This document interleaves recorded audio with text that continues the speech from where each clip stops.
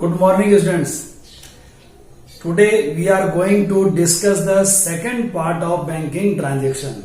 We have already seen in first part some of the transactions. It was not completed. That's why we are going to start in the second part. So very next journal entry is what? Payment made to creditor by check. Sometime we have to pay to some creditor. जो हमारा लेनदार है, जो हमसे पैसा पाता है, उसको हमने पैसा देना है. तो for example paid to Raja. Raja is our creditor by cheque ₹5,000. So we are paying to our creditor Raja ₹5,000 by cheque. सो entry will be what? Entry will be Raja's account debit to bank account. Now question comes, sir, why Raja will be debited? So very fundamental rule is what? Raja creditor, he is a person, so belongs to what? Personal account, and he is the receiver of the payment, so it will be debited. And who will pay to this Raja? Bank, because we have issued a check to Raja, and Raja will go to the bank and withdraw the money. वो bank से पैसा निकालेगा, तो bank personal account giver will be credited. And one more concept is there. Bank is our assets. When we have deposit in the bank, so bank is our asset. Or bank balance will reduce because bank is going to pay out of our deposit. Bank हमारे पैसे में से उतना पैसा काट करके दे देगा राजा को, तो हमारा बैलेंस क्या हो जाएगा? कम हो जाएगा. और जब बैलेंस कम हो जाएगा तो हमारा बैंक को क्या करना होगा? क्रेडिट. ये पहले very first video I have explain. So all the assets increase with every debit and reduce with every credit. तो जब भी बैंक से पैसा निकला है तो हमारा बैंक बैलेंस क्या हो गया है? रिड्यूस हो गया है. तो बैंक बैलेंस को रिड्यूस करने के लिए बैंक को क्रेडिट करना पड़ेगा. Now it is clear that Raja debit because he was the receiver and bank credit because bank was the giver. Very next transaction number 9. Payment made by bank draft. Sometime we have to issue a bank draft. We are making a request to our bank that you issue a check on behalf of us to our creditor. मतलब हमारा creditor को एक draft से payment करना है. यहाँ पर check से पेमेंट नहीं कर रहे हैं, वो ड्राफ्ट से पेमेंट करेंगे क्रेडिटर को. And for this bank will take some charges. Bank हमारा मामा तो है नहीं कि फ्री में सब काम कर देगा. So bank will take some charges, or that we have to record in our accounts book. For example, paid to Raja, same illustration. Creditor, Raja was our creditor, हमारा लेनदार था. By bank draft, उसको bank draft से दिया है कितना payment? 5,000. And bank charged ₹50 for it. And bank had charged ₹50 for it. तो ये हमको बैंक चार्जेस भी उसको देना पड़ रहा है. तो Raja is the receiver, so it will be debited. Bank charges nominal account, so it is our expense because we have to pay, तो ये डेबिट हो जाएगा. और बैंक गिवर है और बैंक बैलेंस रिड्यूस हो जाएगा, इसलिए बैंक क्रेडिट है. Further I have already explain here Raja personal receiver, so will be debited. Bank charges, तो वो बैंक चार्जेस हम लोग को देना पड़ेगा. And charges we never can see. So it is a type of expenses and all expenses and incomes are belonging to nominal account. और nominal account का rule क्या बताता है? अगर ये एक्सपेंस है तो उसको क्या करना होगा? डेबिट करना होगा. और बैंक पे करेगा हमारा अकाउंट से उतना पैसा काट करके, इसलिए बैंक गिवर है वो क्रेडिट हो जाएगा. और otherwise you can take very simple कि bank balance will reduce, so bank will be debited. It will continue for the next entry. Very next entry. Next entry is number 10, expenses paid by check. Sometime we used to pay certain expenses by check. Paid rent to Mohan by check. What we have paid? We have paid the rent. By what? We have paid by check. To whom we have paid? Mohan. We are not giving loan to Mohan. So we are nowhere concerned with the Mohan. Mohan से कोई मतलब नहीं है, क्योंकि हम उसको क्या दे रहे हैं? हम उसको इंटरेस्ट दे रहे हैं. We are giving interest to Mohan, so we are not link with the Mohan, rather we are link with interest. Rent account debit to bank account, being rent paid. Why rent is being debited? Rent, nominal account, we have paid. Whenever we pay something, it is what for us? Expense. So expense should be what? Debited. And bank, we have issued check. So this check's payment, who will pay to Mohan? So it will be paid by the bank. तो bank जब भी हमारे बदले में payment करता है तो हमारा बैंक बैलेंस कम हो जाता है। और ऐसे भी समझ सकते हैं कि बैंक गिवर है तो उसको हम लोग क्रेडिट करेंगे, तो bank personal giver, so it will be credited. और another concept, bank balance will reduce, so bank will be credited. This concept is very good. जब भी बैंक बैलेंस बढ़ता है तो बैंक को डेबिट करो, और जब भी बैंक बैलेंस घटता है तो बैंक को क्रेडिट करो, ये हमेशा याद रखना। Next, interest allowed by bank.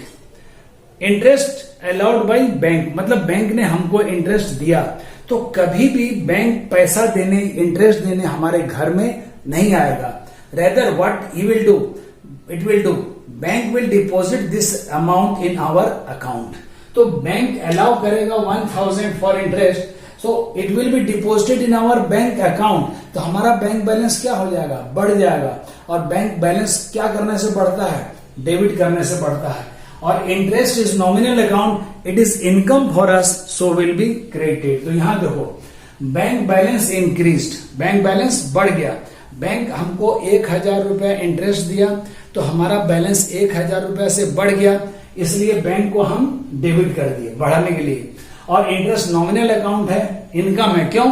क्योंकि हम इसको रिसीव कर रहे हैं। जब भी हमको कोई चीज मिलता है तो हमारे लिए इनकम है, और जब भी हम किसी को देते हैं तो हमारे लिए एक्सपेंस है।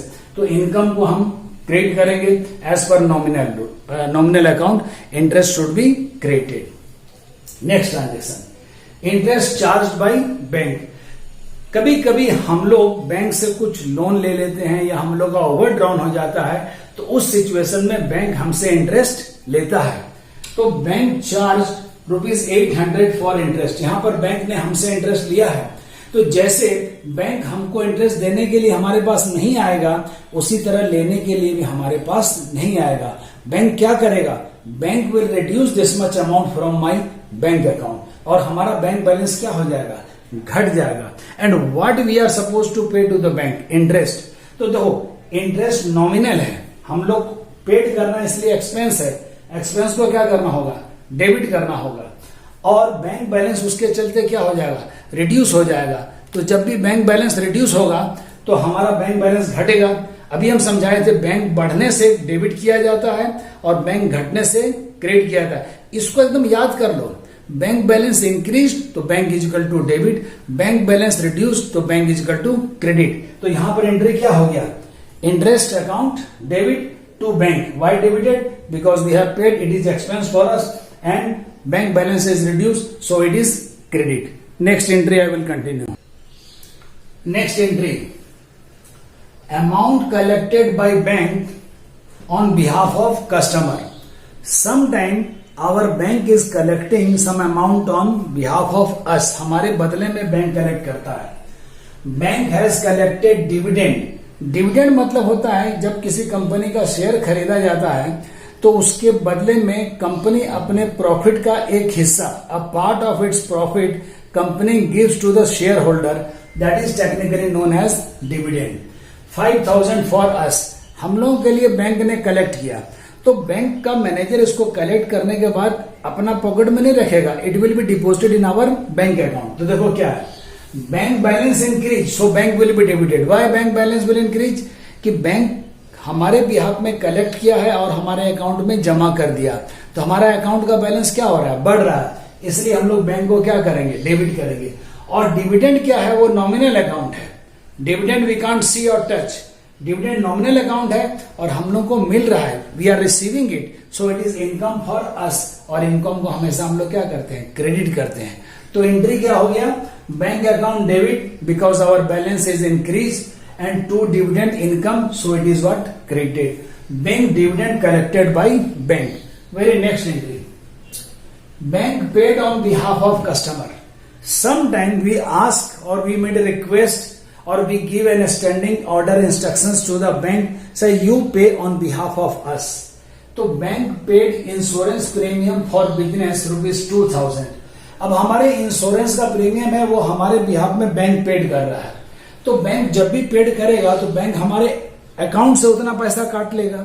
और this is a type of expense कि इंश्योरेंस नॉमिनल है, एक्सपेंस है, इसलिए वो डेबिट होगा, और बैंक बैलेंस रिड्यूस होगा, इसलिए बैंक को क्या करना होगा, क्रेडिट करना हो गया।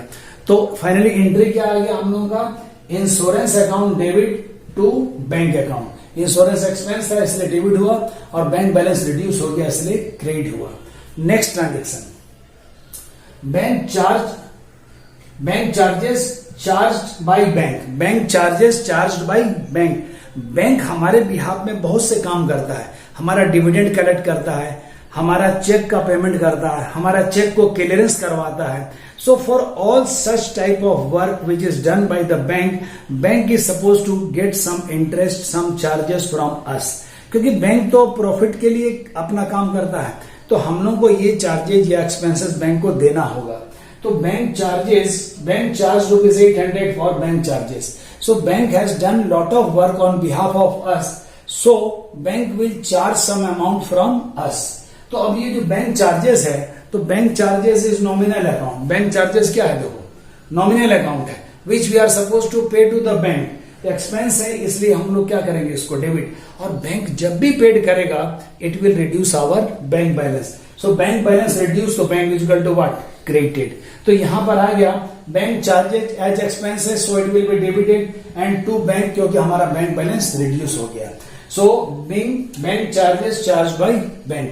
So this way you have seen our banking transaction is over. Okay. Now if you have liked this, then give like to my video, and at the same time try to subscribe, and any doubt give in your comment box. Okay. I will clarify all the doubt as my best. Thank you beta. Thank you.